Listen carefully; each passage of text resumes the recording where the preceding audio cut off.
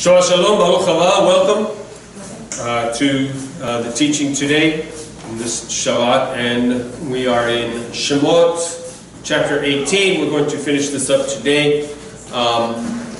So if you would, Shemot chapter 18 and verse 13.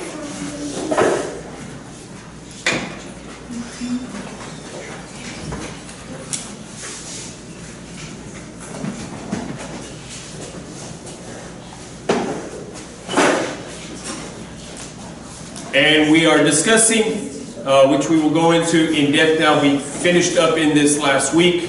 Last week the message was using this passage of scripture to call us to come together.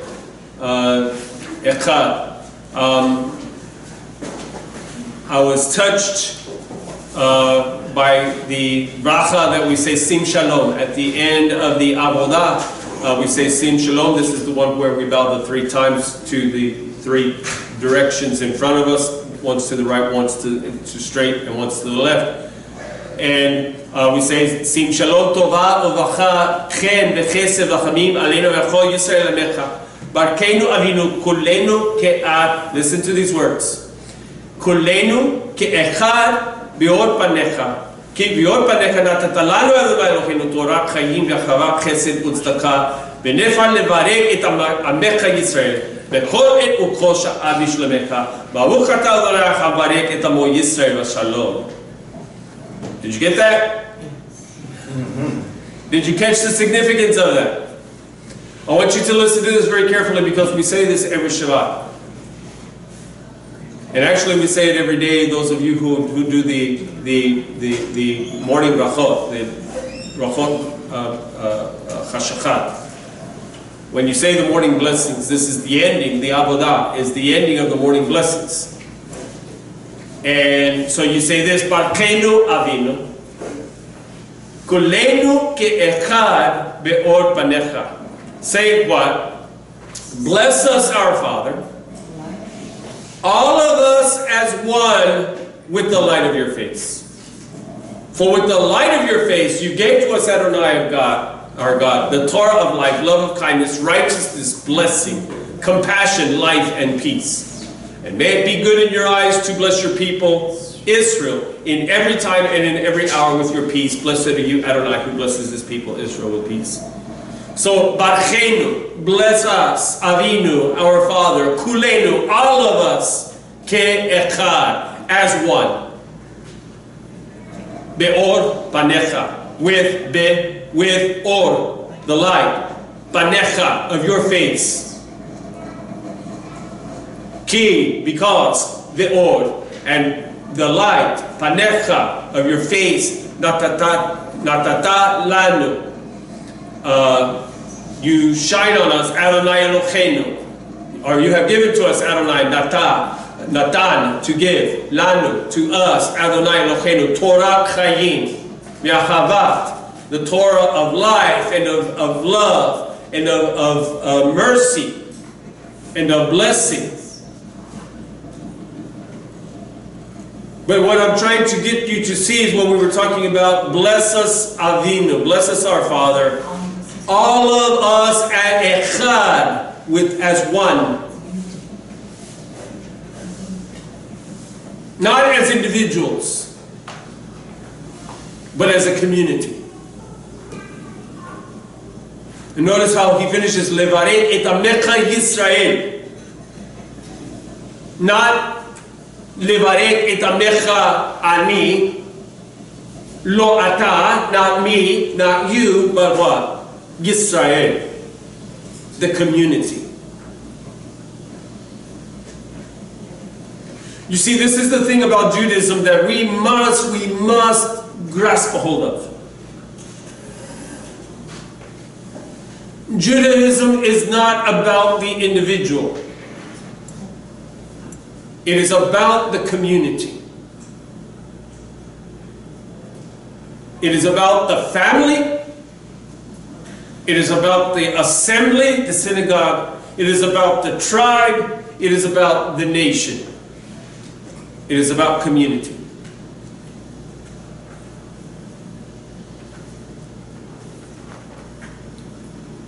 And so, not bless me,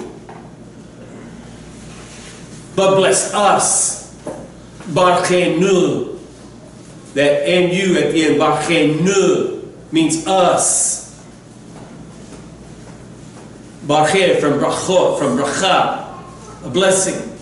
Bless us, Avinu, our Father, not my Father, not your Father, Avinu, our Father.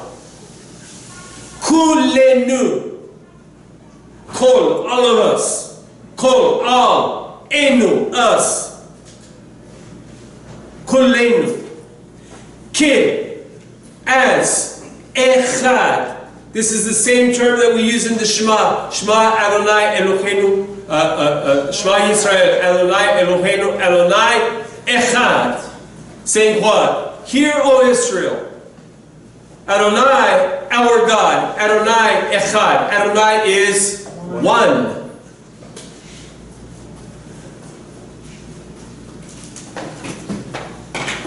Thus, Barchenu, bless us. Avinu, our Father, Kulenu, all of us, Ke'achad, as one. We are about community. This is what is the first question? What is the first question that is asked in Torah? What is the first question that is asked in Torah? Where is your brother? Where is your brother? The first human question is what? Response to that question, he answers the question with a question. Am I my brother's keeper? And the answer is? Si. Si. Ken. Try your Hebrew. Ken. Ken means yes. K-E-N. Yes.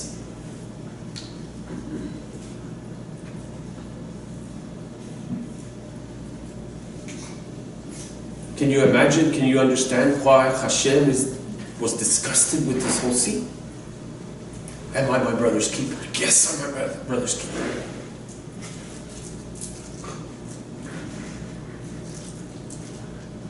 And so it becomes inscribed in Torah that I am my brother's keeper. How does it become inscribed in Torah? And you shall love your neighbor as yourself. And you shall love your neighbor. ¿Cómo?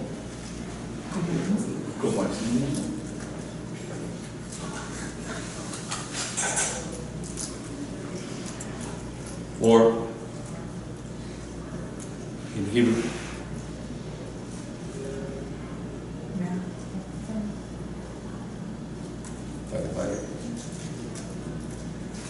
ואהבת לרעך כמוך.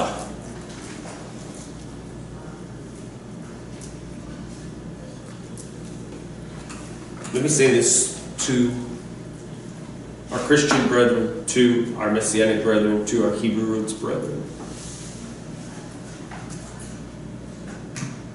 That the Brit Chadashah does not loosen Torah, it tightens it. What Yeshua was all about, we call him Torah Chaya, the living Torah. That is, that he brought Torah to life. He showed us how to live it. It wasn't that he was doing away with Torah, as we all know and we understand and we speak too much. But it was that he came not to destroy it, he says, but to what? Fulfill it. By fulfill, he doesn't mean to do away, because the very next statement he says, what? I did not come to destroy, I did not come to do away. Do not think that I have come to destroy the Torah. I have come to live it out. I have come to make it real to you, to show you how it's done.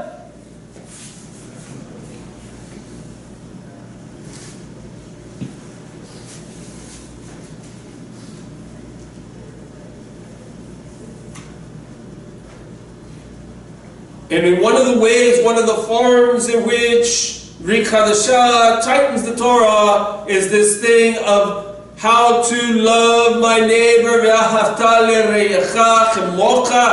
to love your neighbor as yourself.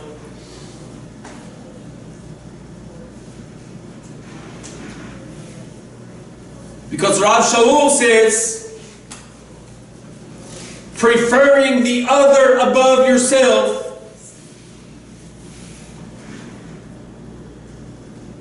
saying what? I am to put the needs and the care of you before me.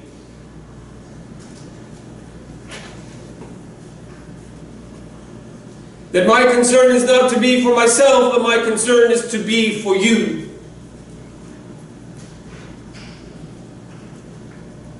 That I am to think of myself as the lesser and you as the greater. And you look at the reversal of the polarity in our society compared to those words, even in people who say they are of faith. How much of my life is about me, whereas how much of my life is about the other, someone else.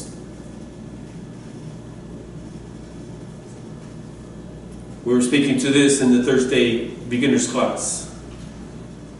Speaking to Ayin. Ayin back there between Samek, Ayin, Pe.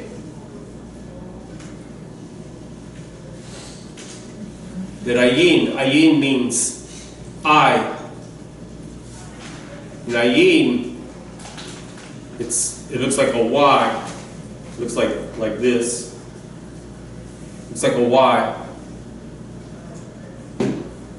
The rabbis say because these 2 points here, they are the 2 ayinot. They are the 2, come on, ayinot, eyes.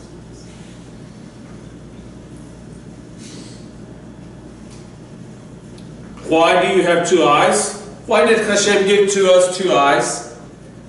Why not just one, Cyclops? Why not just one eye? You don't have depth perception. You do not have perspective. You do not have proper perspective. You cannot register depth with one single eye. It takes 2 eyes to register depth.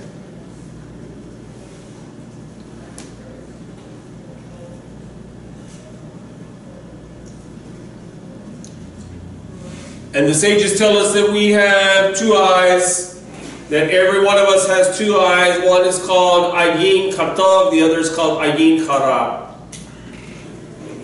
Ayin Chatov, we call it what? The good eye. The good eye. Ayin Chara, we call the evil eye. Yes, the evil eye. Is there an evil eye? Yes, there is an evil eye. Do you need to take an egg and boil it and put it under your bed? No. Because here is the evil eye, because you see in our traditions down here in particular, the evil eye is what? When somebody gives you the evil eye. That they put a curse on you, correct? They put a curse on you, and so supposedly the egg takes the curse.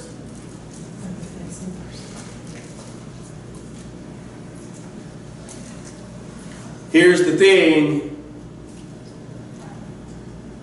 I don't have to worry about your evil eye. You can look at me as wickedly as you want. Throw that shade. Huh? Throw that shade. You can say about me whatever you want to say. And it ought not to concern me. Why? Sticks and stones may break my bones, but words will never hurt me. You cannot curse me. Why? Because I am in the hand of God. I stand on the rock. He is my shield, my fortress, my buckler. He is my strong tower. In whom shall I fear? Of whom shall I be afraid? I do not have to worry what you say about me or how you look at me. But I do have to worry, hear me, I do have to worry about how I look at you. Saying I must worry about how I am judging you. That should concern me. Saying, salud, saying,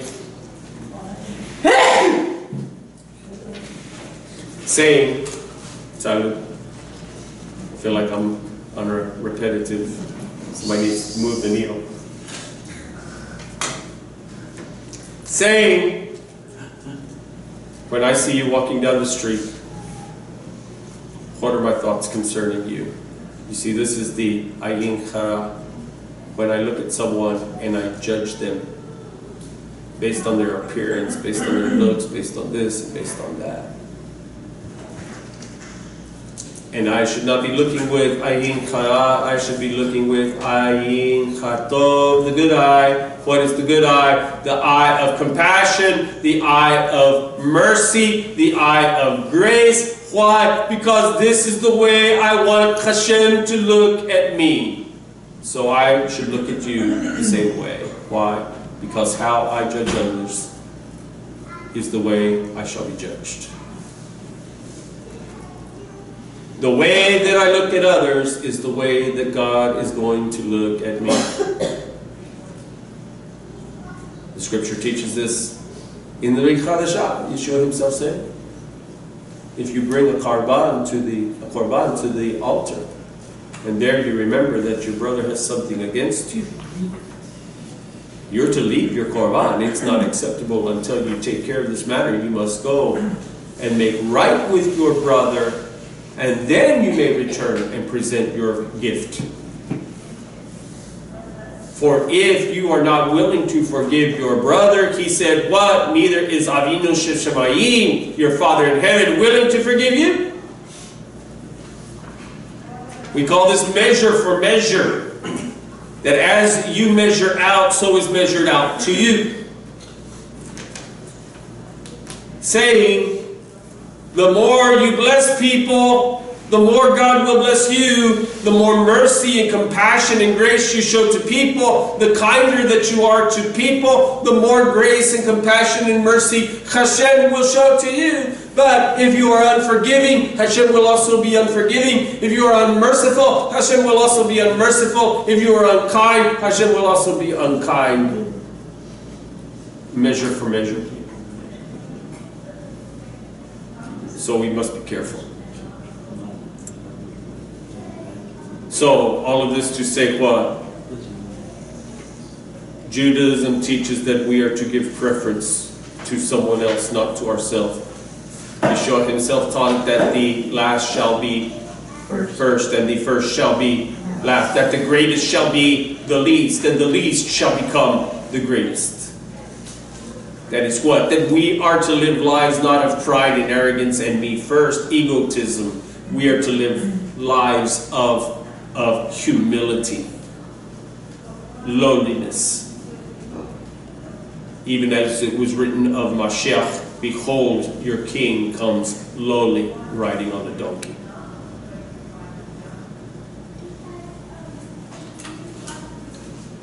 So, with that as the introduction,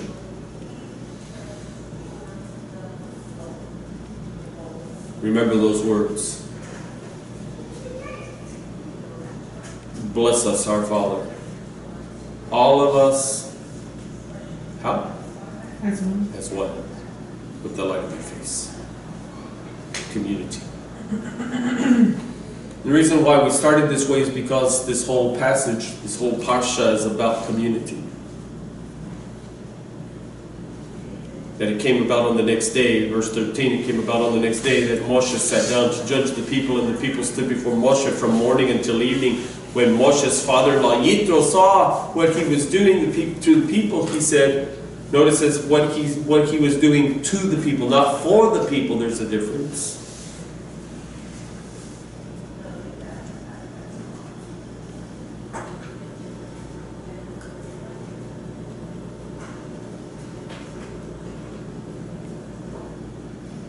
That he said, what is this thing you are doing to the people? Not for them, to them. Why do you sit by yourself while all the people stand before you from morning until evening? Moshe said to his father-in-law, for the people come to me to seek God. If any of them has a case, he comes to me, and I judge between a man and his neighbor. I make known the statutes of God and his teaching. Moshe's father-in-law said to him, the thing you are doing is not good.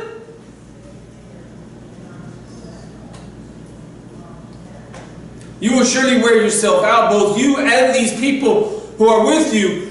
For the matter is too heavy for you. You cannot do it alone.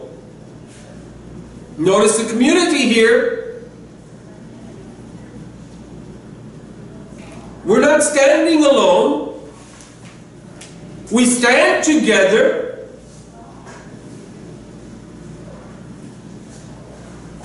Now listen to me, I will advise you, and may Adonai be with you. You represent the people before Adonai, and you shall bring the matters to Adonai. And you shall admonish them concerning the statutes and the teachings, and you shall make known to them the way they shall go and the deeds they shall do. But you shall choose out of the entire nation men of substance, God-fearers, men of truth, who hate monetary gain, and you shall appoint over them leaders over thousands, over hundreds, over fifties, over tens. And they shall judge the people at all times. And it shall be that any major matters that they shall bring to you, they themselves shall judge every minor matter, thereby making it easier for you, and they shall bear the burden with you. And if you do this thing, and the Lord commands you, you will be able to survive. Also, all this people will come upon their place in peace. And Moshe obeyed his father-in-law and did all that he said. What is that? What's going on here? So, this person comes in. And he thinks that his neighbor's tent stake rope is across the line, across the boundary line. It's on my side. So they come to Moshe to settle this dispute of where should be the tent stake.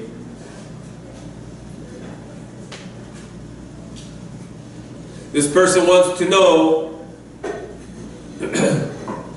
because it is forbidden to light fire on Shabbat, so at what time, what is the latest time that I can light fire and not be breaking Shabbat? And so they bring it to Moshe so he can instruct them at what hour, what is the latest time that they can light a fire to take them through Shabbat.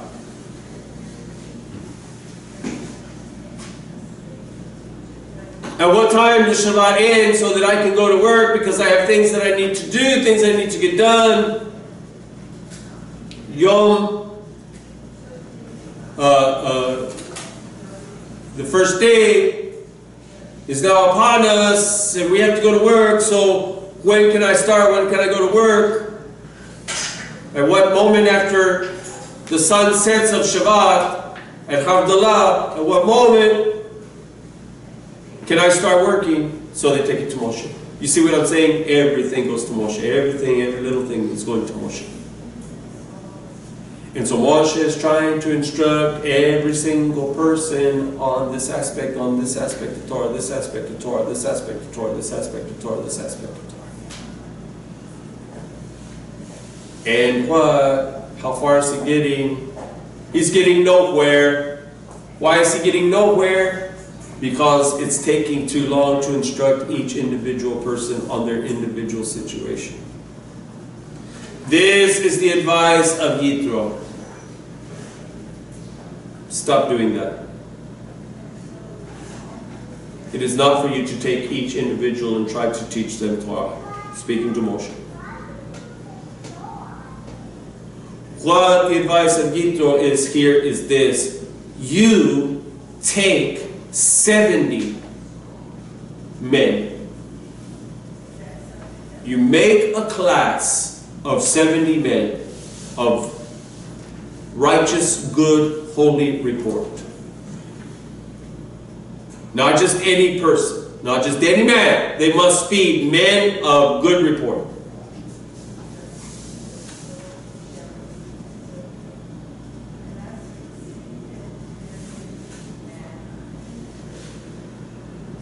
He says in verse 21, you shall choose out of the entire nation men of substance. In other words, they have understanding, they have depth to them, not shallow. God-fearers. Why God-fearers? Because they themselves must be obedient to Torah. How many times do we complain about our politicians who make law for the people that they themselves don't have to follow? How many times do we complain about judges who force you to follow the law, but they think that they themselves are above the law?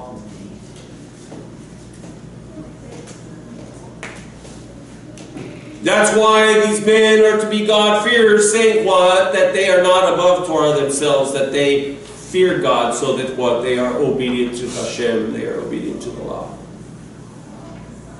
Men of truth, that is, men of honesty, they cannot be bribed, who hate monetary gain, they're not in it for the money. These are the ones you shall appoint. Now you jump back to verse 20 and you see why. You shall admonish them concerning the statutes and the teachings. You shall make known to them the way they shall go and the deeds that they shall do. Saying that Moshe is to teach these men who are to be the judges. He teaches to them the Torah. Remember last week we talked about that there's the Sanhedrin Haggadah, the Sanhedrin Hakatan, and then the triumvirates, the Lord. So you have the great Sanhedrin of the 70, you have the lesser Sanhedrin of the 25, and then you have, each city has its own court of justice with its judges and such as that.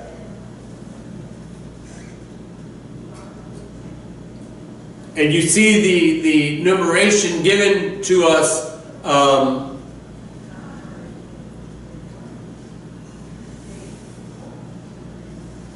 in verse 21, you shall appoint them leaders over thousands, that is over the entire nation, over hundreds, that is the thousands is the Sanhedrin Haggadah, over the hundreds Sanhedrin Hakatan, over 50s, that's the smaller cities, the cities and such as that, leaders over tens, the villages. So basically you had a judge. It went this way. The family had its judge. Who is the judge of the family? The father. He's the judge of the family. The immediate family. And then you had out of the family that you expand to the greater community, which would be the village, mostly made up of what? More family, right? Your in-laws and outlaws and such as that. So the clan. Really? Outlaws. And so you would pick from within that unit, you would pick yourself a judge who would settle the disputes and explain it, such as that. Then you had the bigger towns, and so the bigger town would pick their judges, whatever. Then you would have the area like the county, so the county would pick its judge. Much the way we do here today. You have in the city, you have the city judge, correct? And then within the county, each district within the county has its justice of the peace. And then what? Down in Brownsville is our county seat, is our county courthouse, and there you have the county judges who cover the entirety of the county. But then we have a district, and so you have the district judge. And then you have the state judge. And then you have the federal judge. So you see how they're getting larger and getting larger, covering larger areas, larger portions. Until what? Finally, then you have the Supreme Court that covers the entire land. And who has the final say? The Supreme Court. So if it cannot be settled by your city judge, by the justice of the peace, then what? Then it goes to the county judge. If the county judge cannot, then it goes to the district judge. The district judge cannot, it goes to the state judge. If the state judge cannot, then it goes to the federal judge. If the federal judge cannot, and so you climb all the way up until finally what? The Supreme Court. And that's exactly what he's saying here. Verse 22, they shall judge the people at all times. It shall be that any major matter they shall bring to you. They themselves shall judge every minor matter, thereby making it easier for you, and they shall bear the burden with you. So that what? We're not bringing every little case or crisis to the president. It goes through the system. But then you remember that finally one day, right after God had instructed that they were to not work at all, do any work on Shabbat, that the people saw a young man out picking up sticks in order to make a fire. And what is the penalty for breaking Shabbat? Death. By the way, you think that Shabbat is not important? We have been taught that Shabbat is no longer important. Well, so God commands the death penalty for this, and He demands, He requires that this be followed through. So important is this commandment that it requires the death penalty, the same as murder, the same as adultery, the same as these other things. God considers it on that level, and yet we think that it's been done away with. By what purpose? Because the Scripture, nowhere in Scripture do you find those words that it has been done away with. They find the man. Where do they take him? They bring him to the judges. What do the judges do with him? Because this is a death penalty case. This is a capital offense. Where do they take him? To Moshe. That's what Yitro is saying here. By the way, the man is put to death for his offense.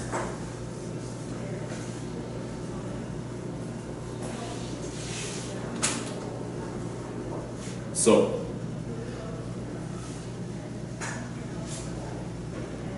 why is Moshe trying to teach each individual of over 1 million people the Torah, rather than doing it this way? Does this way not make sense, that you will teach it to this class of 70, and they shall in turn teach it to the younger, to the lesser judges, and the lesser judges will teach it to the even lesser judges, and then they will gather the fathers together and they will teach it to them? You see how this is working? Does this not make sense? This is wise. This is a wise counsel. Rather than Moshe trying to teach each individual of 1 million people.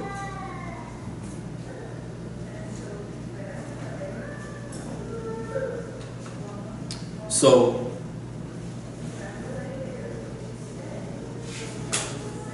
the sages speak to this.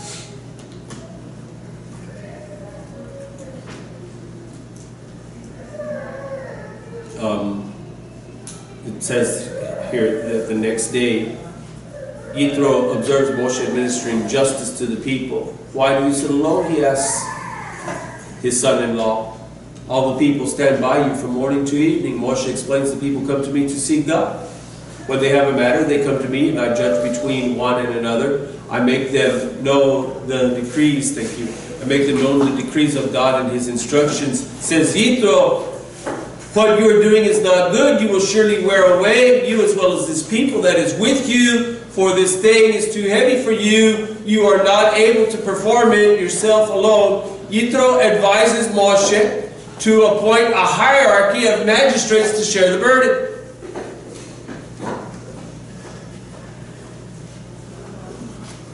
You be the link between the people and God. You shall show them the way in which they must walk and the work that they must do.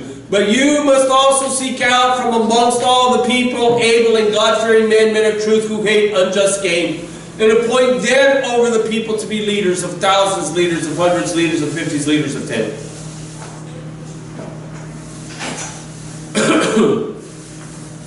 And so Moshe accepts the advice.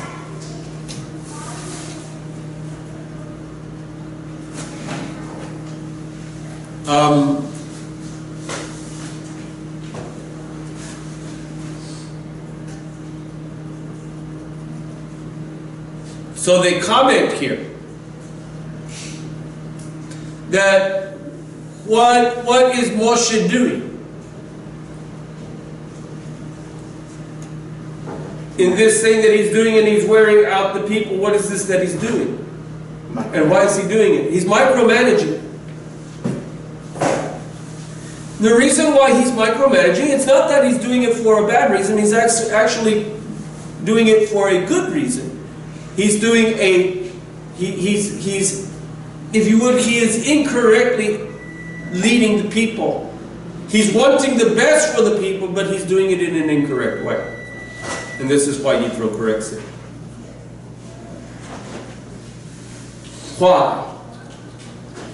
Because the rabbis teach here that Moshe and Yitro are looking at the people from two different perspectives. Remember Ayin, what did I say about Ayin? Good eye, bad eye. Good eye, bad eye. In this case, not good eye, bad eye, just two eyes. Because remember, Ayin is about what? Ayinot, you have to have Ayinot, you have to have two eyes. In order for what? Perspective. To have perspective, to have proper perspective, to see the depth of it. And here, Moshe is only looking through one eye. And the eye that he's looking through is called potentiality. Everyone say potentiality. Potentiality. Which is rooted in what word? Potential. You see, what Moshe is seeing is that this Torah, these instructions of Hashem are good and wonderful and beautiful. They're very instructive to us, and they will help us. They will help us in what way, Torah? They will help us in what way? To learn to show us how to love Adonai Elohecha with all your heart, with all your mind, with all your strength, and to love your neighbor as yourself. And what Moshe Rabbeinu sees here is this, that everyone can do this. Everybody can do this. Do you remember these words from Devarim, from Deuteronomy? And it is not too difficult a thing for you. Adonai, speaking to Am Yisrael as they are getting ready to go in to take the land of promise. And this is where we find the Shema. This is where we find Acharta, that you shall love Adonai Elohecha b'kol levacha, with all your heart. B'kol levacha, with all your mind and all your strength. And you shall love your neighbor as yourself.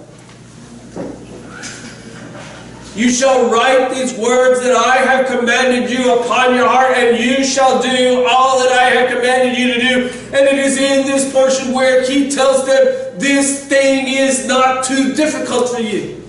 And this is the perspective of Moshe, you see. What Moshe is seeing here is this, that everybody can do this. It's not too difficult for you.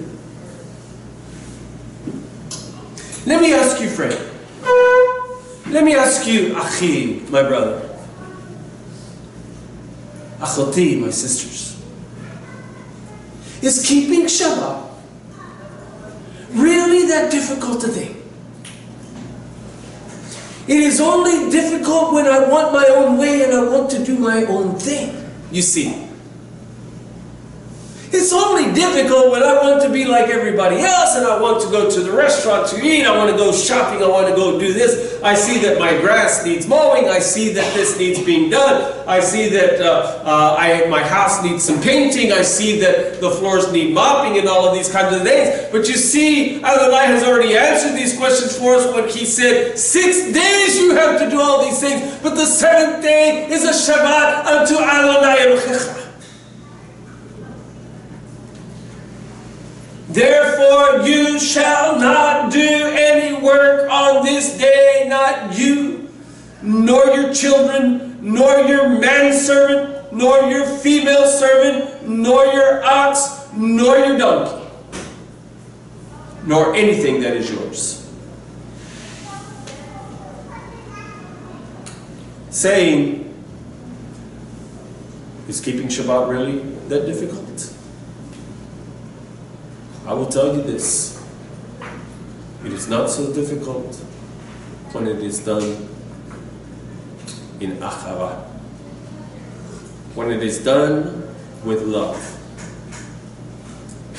When I am keeping Shabbat because I love Adonai, because I love Elohei, because I love Yeshua, and I want to live my life the way that He lived His life, keeping Shabbat is not so difficult a thing to do. How many of you have a child? You have a child? Those of you who have children, if your children was in kidney failure, and the doctor said, you have a kidney that we can take, you have 2 kidneys, you have a spare, so if I can take one of your kidneys and put it within your child will live. Let me ask you, would that be a difficult decision for you to make? Or would you be able to immediately tell the doctor, by all means, take my kidney? I would have no problem with it, I tell you. I love my children, I love my wife. I would have no problem telling the doctor, take one of my kidneys. Now if you ask for your heart, you might want to pause and think about that one a little while. Why? Well, you have 2 kidneys, you only have 1 heart. Pacemakers are expensive.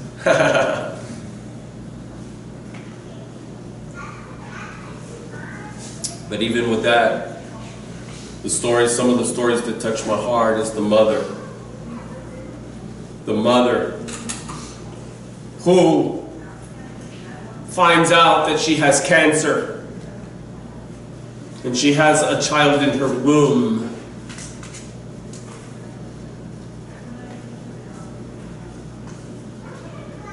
And she has a choice. And the choice being what?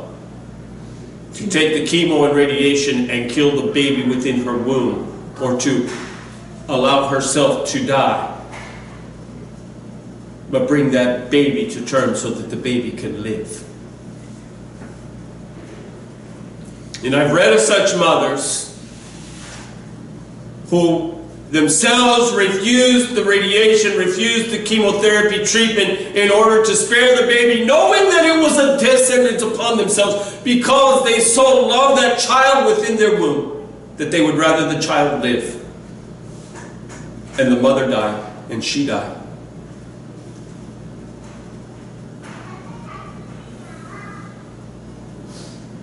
This is what we're speaking to. This is why Hashem says it's not too difficult a thing. If you love me, what? You'll keep my mitzvot, you'll keep my commandments.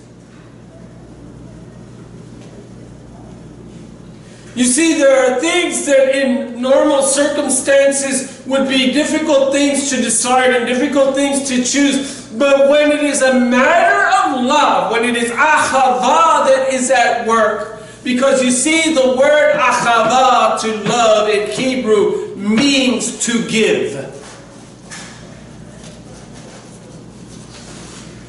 Thus we read this concerning Yeshua Mashiach, concerning Yeshua in Yochanan, verse 3, chapter 3 and verse 16, that most famous verse that says, Ki Adonai ahata achal ahava ha'olam. For God so loved with such love the world, that what? He gave. Rav Shaul tells us the same thing in Ephesians chapter 5 concerning a husband and his wife. He says, even so a man ought to love his wife and give himself for her, even as Mashiach loved and gave himself for the assembly.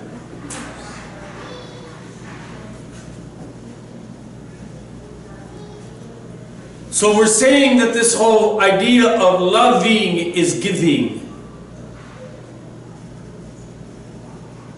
And it is not a difficult thing to give what you have to someone whom you love, if that love is a real and true love.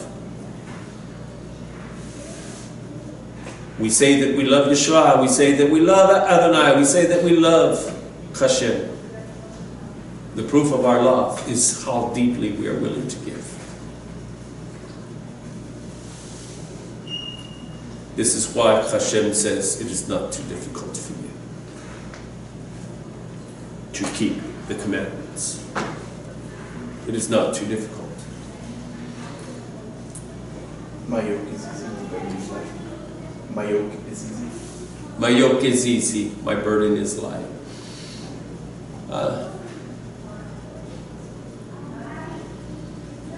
You see, in these days when we actually have life so easy, we live as comfort. We live better than the kings of yesteryear.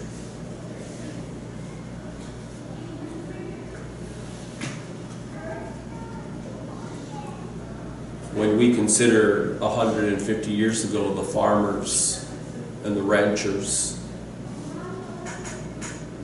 eking out livings off of the land for the sake, for the love of their wives and their children. And yet they did not consider it intolerable. Why? Because they loved their wives and their children, and they were willing to do what it took, what was necessary for them to do this.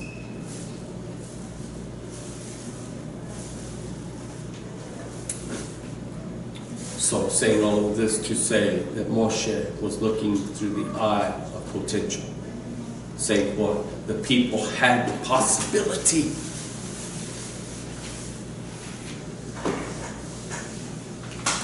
to do this, to draw close to God. What does the scripture say?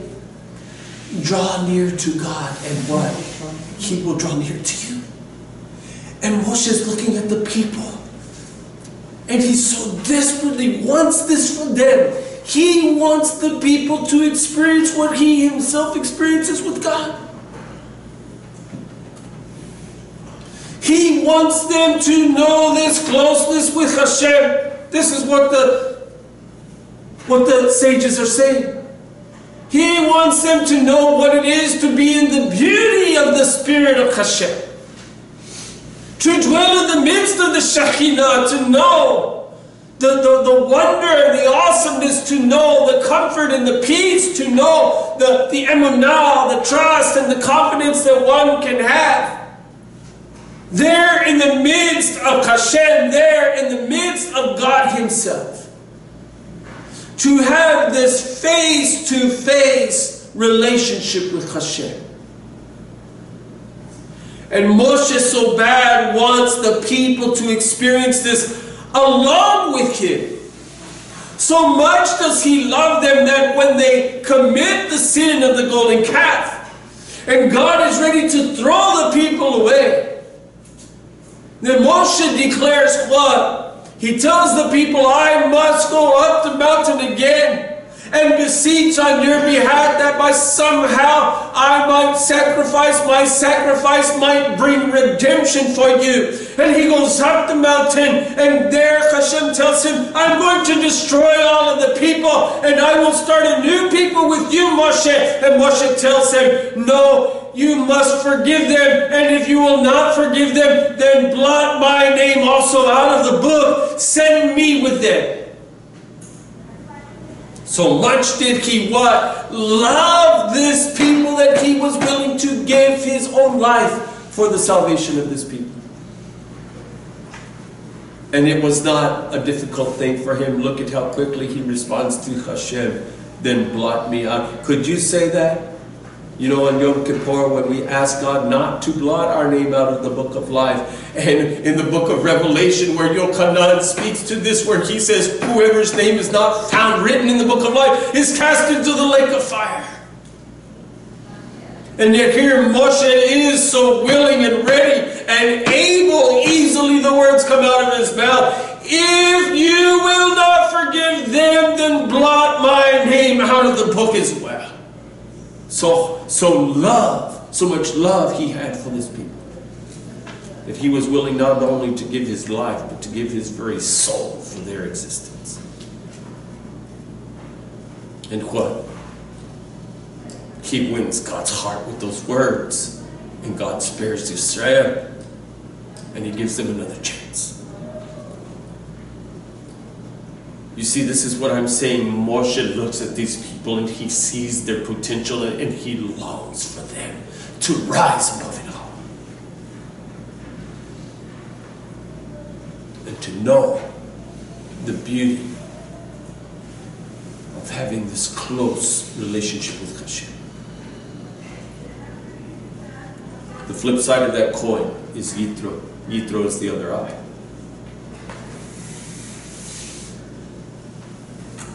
And what is the other eye? Well, if the first eye is potential, then the second eye is what? Actual. Potential versus actual. What do we mean by actual? You see, potential, this is where Moshe hopes the people would be. Actual is where the people really are.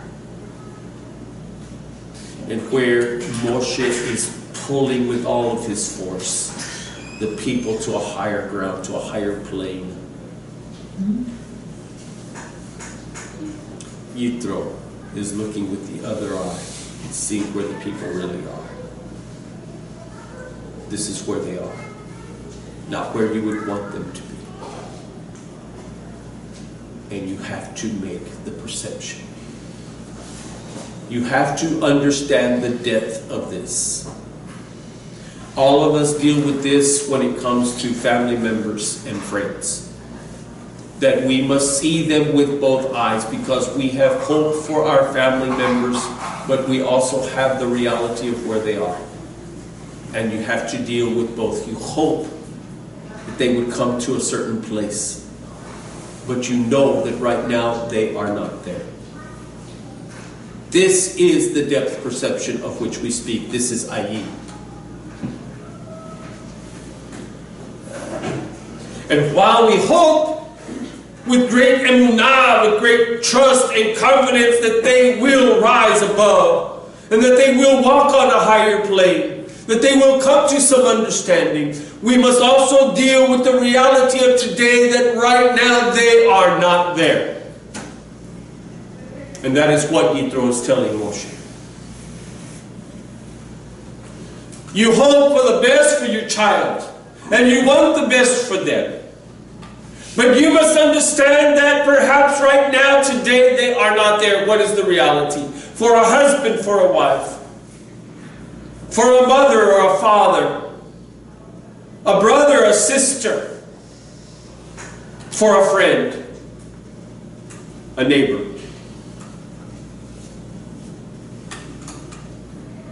Does this mean that you get discouraged and you give up and you quit? No.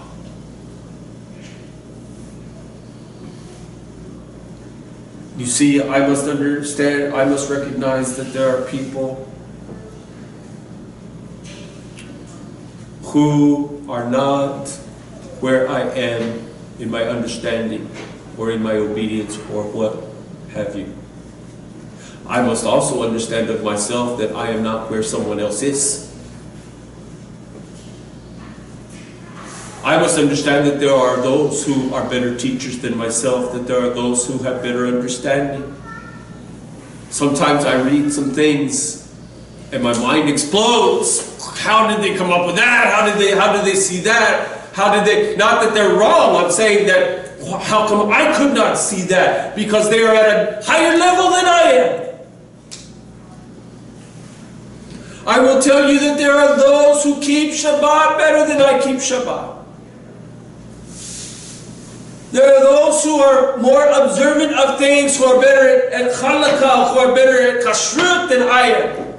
There are those who are better at Chassidut than I am. There are those who are more humble than I am. There are those who are more obedient than I am. There are those who love more than I do, that I am not where they are. And I will tell you that they look at me and they would hope and they would long for me to grow in my faith, to grow in my love, to grow in my obedience, to grow in my understanding, even as I see others who are not where I am, and I long for that. You see what I'm saying here? We are all somewhere on this ladder. We are all somewhere on this path. And our longing is for those that are below us, that those who are beneath us, that those who are more immature or more childlike than we are, that our desire for them and our hope for them should be that they mature and grow and increase and come to the place, come to the level where I am. This is the whole purpose of a rabbi, is to bring his talmidim, his students, up to the level where he is, so that not only will they be to the level where he is, but that they would become even greater than what he is. Did Yeshua himself not say these words concerning his own talmidim, that these works that I do, not only shall you do, but you shall do greater works than these?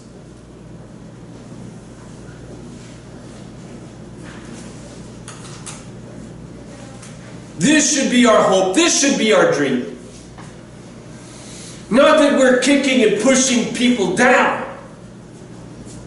God forbid that we should be kicking people off of the ladder, that we should be pushing them down, that we should be climbing over people's backs so that we can rise to the top. God forbid that that ever be our heart. But rather what? That as we're climbing the ladder, we're reaching down to the ones who are beneath them and helping up. And the best thing, not only the better thing to do is not to reach down and help them up. Not only that, but to even put them on our shoulders so that they can rise even higher. Rather, you should walk on my back and stand on my shoulders than that I should walk on your back and stand on yours.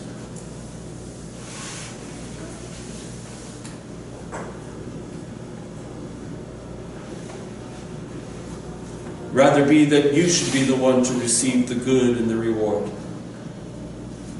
for climbing the heights, so long as I get to help you get there. This should be our attitude in our heart. The rabbis teach us that there is a great reward for becoming a talmid and learning these things. But the rabbis tell us, hear me, the rabbis tell us that there is just as great a reward for the person who pays for the talmid to become the talmid.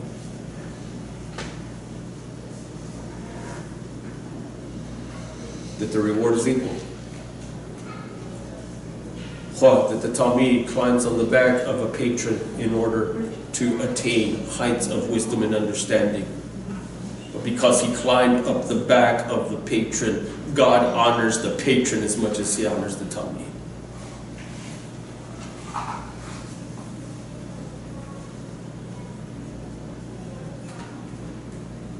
And so it is this, that we see the reality of the situation, of the circumstance, as well as the hope best.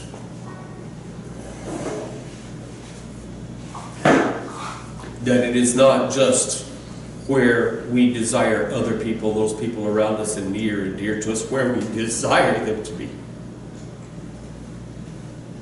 But what is the reality of their situation and their circumstance? For you see, if we go at them and go at them and go at them, trying to drag them kicking and screaming up this ladder, not only will they not gain the plateau which we desire, they will drag us down. And that's what they're telling, that's what Yitro is telling Moshe here. You're trying to drag these people kicking and screaming up to your level, and you're wearing them out and you're wearing yourself. What is this that you are doing not for them? What is this you are doing to them? Rather than drawing near to God, what? You're going to drive them away from Him.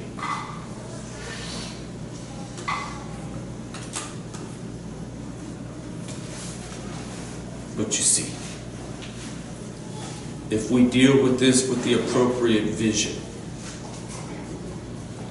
if we deal with this with the appropriate perspective, looking with both eyes, the eye of hope and the eye of reality, the eye of hope and the eye of tomorrow where we desire them to be, and the eye of today where they are, then we deal with them in meekness and lowliness and kindness and gentleness and forbearance, remembering where I was 20 years ago.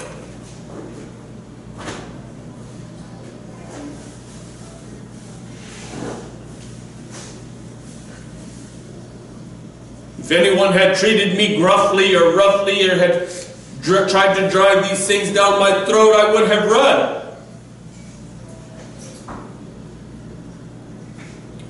But Hashem was gracious to me, and it was with kindness and mercy that things were taught to me, both here at Beit Israel, at the synagogue here, and with other people who were speaking, with whom I was interacting in all of these things and learning and being taught and understand, the rabbis here and other people in the Messianic community and such, dealing with me with gentleness and tenderness and kindness, and giving me my space.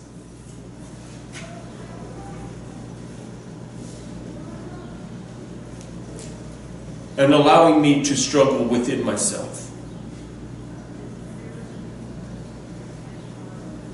rather than trying to ram it down my throat. Because the reality is, all of these people in my life wanted me to have what they had. But they understood that they could not drive me to it. They must lead me.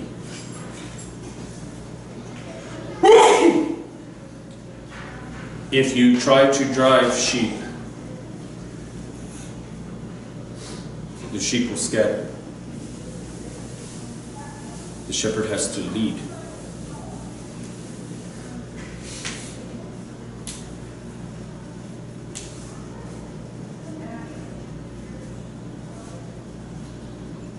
So Moshe comes to the proper conclusion here. Though he has high hopes for these people, and he knows what they are capable of, Yitro opens his eyes to the reality of where they are. And that they are not on the level yet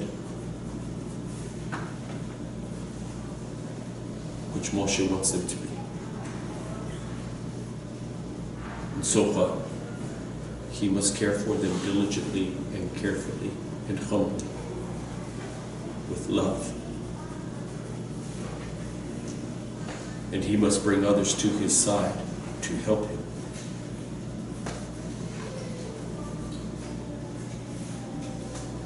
And these others, they must be close to him. By close, I'm not talking chummy best friend kind of close. I'm talking about the same ideals, the same heart, the same mind. These must be God-fearers who understand what is at stake and who will have such a love for God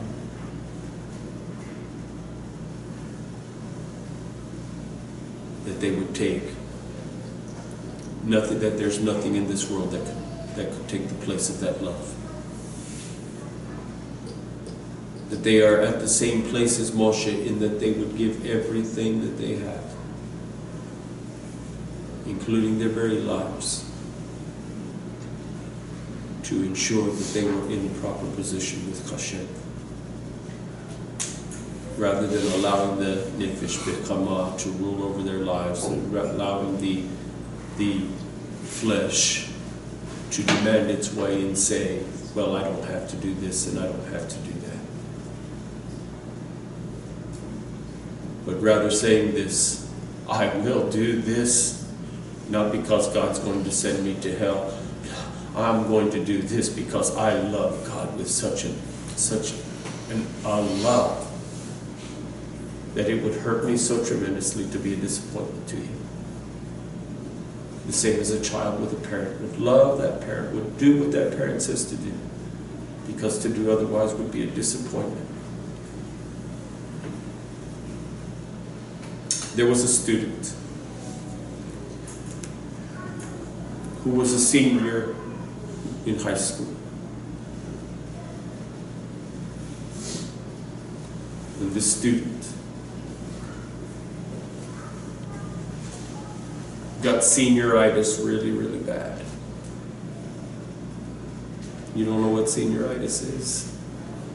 That's when you're a senior and you throw everything to the wind. Cody knows about senioritis, where you start playing around and messing around and goofing off because you're a senior, this is your last year, and you can feel it. And you start missing days. This particular person, this particular senior, started goofing around and messing around. Got removed from a high English class and put into a lower English class because his grades were not standing.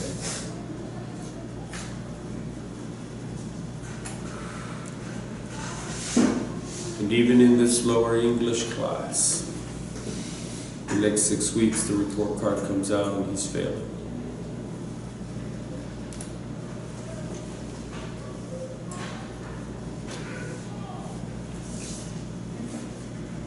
And the six weeks comes around.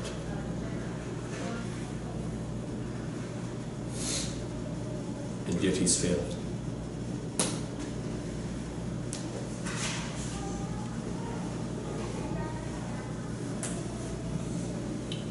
His parents are very concerned, worried. He's going to have to take another year of school. Won't be able to enter into college. And even if he tries to enter into college because of such things, some colleges won't even look at it. And so they push him and they push him and they push him, but he doesn't change his ways. And his parents are disappointed. They're hurt.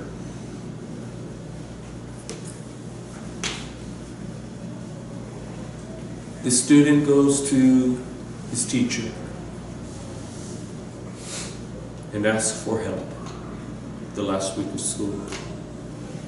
He tells the teacher, I know I've messed up and I'm failing and I really don't want to fail. I'd like to pass this class. I want to graduate with my class and go to school.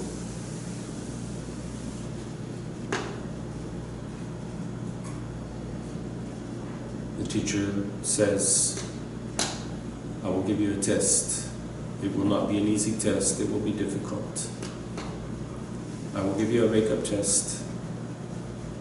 And if you can pass that test, you'll pass my class.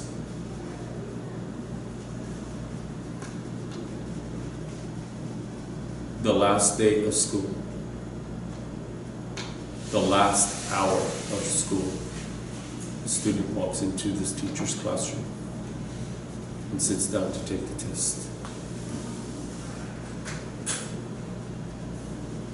It is a difficult test. It is a hard test.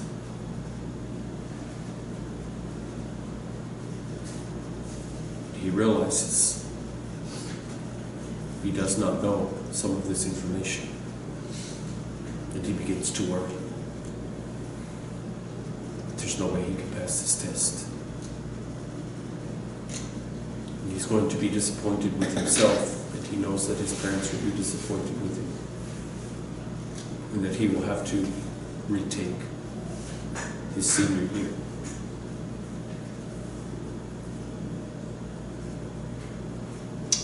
He turns in the test, and he goes and he sits in the cafeteria to wait for the result.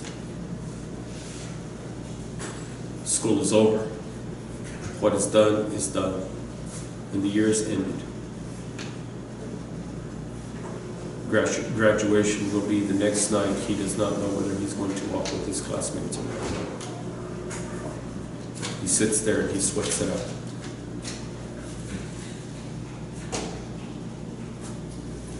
Finally, another hour later, the English teacher walks down the stairs and slowly approaches the student. She gives no sign. She does not know. She walks up to the young man and she asks him, "So, how do you think you did?" The young man's face turns red and he looks down. He's very worried. He says, "I don't know." She said, "Did you try your best?" He said, "Yes." She said, "Well," he said, "some of the things I did not know. And I was not able to answer a lot of questions."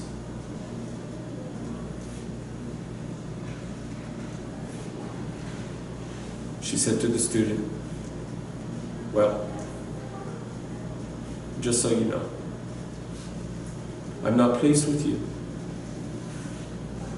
And I'm not happy how this all came out. But you made a 70. And I promised you that if you pass this test, you would pass my class.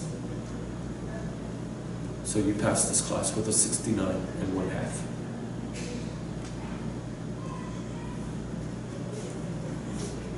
And the student began to cry.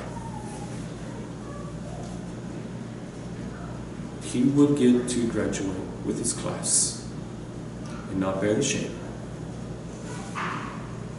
because a teacher reached down to pull him up. He gave him a hand.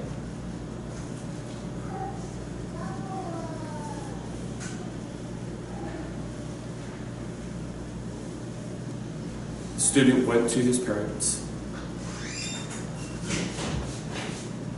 who were waiting at the door. And with excitement in his voice, he said, "Mom and Dad, I passed. I get to graduate." And the mom and dad gave him a hug. And they had the thrill and the privilege of attending his graduation. In the midst of the graduation, this young man stood up on a chair and turned and faced his parents, who were up in the crowd, threw open his arms wide, and said, how does it go? I love you. Yes, I love you. But this one, I love you very much. He had his hands up.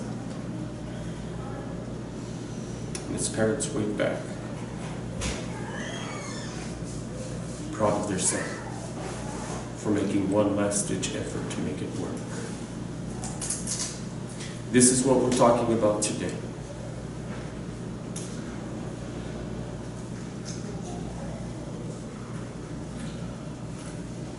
There's potential. And there's actual. And what is the difference between the two? You're the difference. Willing to reach a hand down to pull somebody else up with love and kindness, and charity and compassion. And even willing to let them stand on your shoulders so they can get a better glimpse of what is there. Either. Cody, would you close the curtains? Dear Heavenly Father, thank you for all you do for us. Thank you for being patient and teaching us through the word, through others, trying to get us to obey, understand how much you love us and how much you want the best for us if we would only look to you. And So I'll stand for the blessing.